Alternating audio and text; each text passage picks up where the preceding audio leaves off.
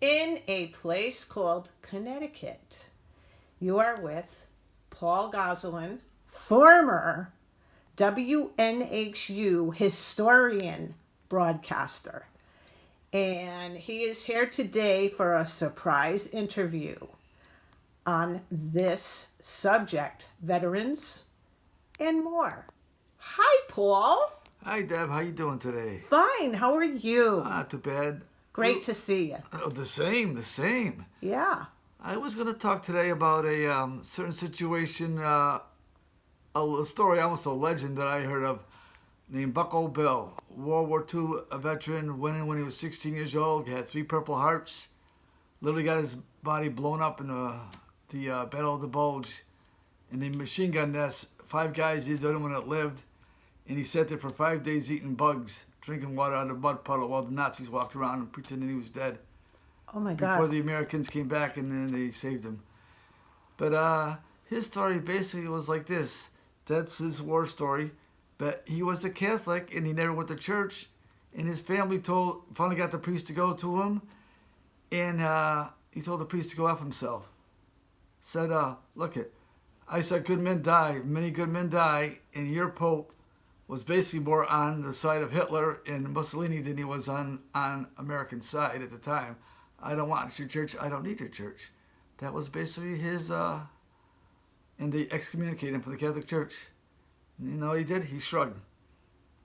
Like Atlas, he shrugged that. No, this is a joke. And today, many people have excommunicated themselves from the Catholic I've Church. seen so many people I've talked to have turned into Protestant religions or unfortunately have become non-secular whatsoever. Mm-hmm. They were former Catholics. And it's sad. Everybody can make their own choices and understand that everyone's an individual and you have the right to make your own choices and understand and get the information that's out there and know what's right from wrong. So yeah, people shouldn't even know between right and wrong. Maybe wars the right and wrong, but people don't know. I don't know. Well, battles come up because of different opinions and. Only ones who make it in the war are people who are rich. They profit. I don't know. So WNHU must be really, really hurting, missing someone like you as a historian that knew so much and gave so much as a volunteer for all those years. 25 years I was there, yeah. But the way I look at it is times change. They don't care for that type of situation anymore. I understand that, of course, they need to do things for students there and whatnot. But when the students aren't there, all you do is have plugged-in music now because there's just so many people have left or were told to leave or had arguments with the management there and left.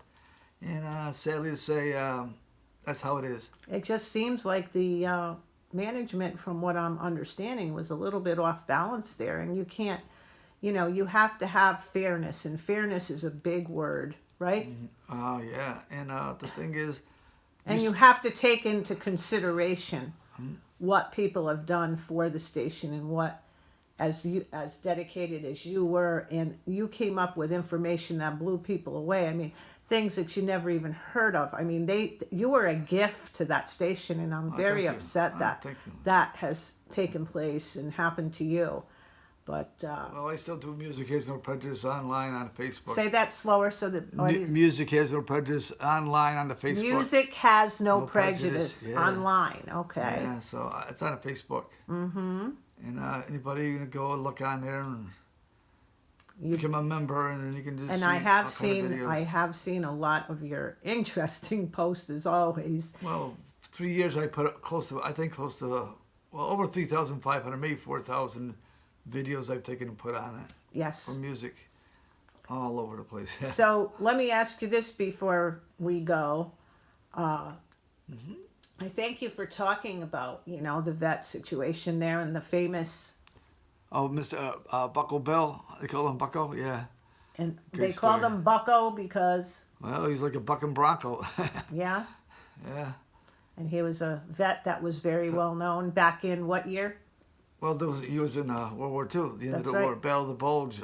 Battle of the Bulge. Third Army, George Patton, Third Army, yeah. Third Army, okay. Yeah. So, what I was going to say as far as before we finale this interview, what I wanted to say to you is, what's one of your favorite war songs in the world? War song? Yeah. Do you have a favorite war song that just comes to mind? What's the first one? I can't think of the name, but it's a French song. It's basically about World War One, and about how the Prussians were executing people, and they gave the little kid a gun and said, "Here, shoot the last guy."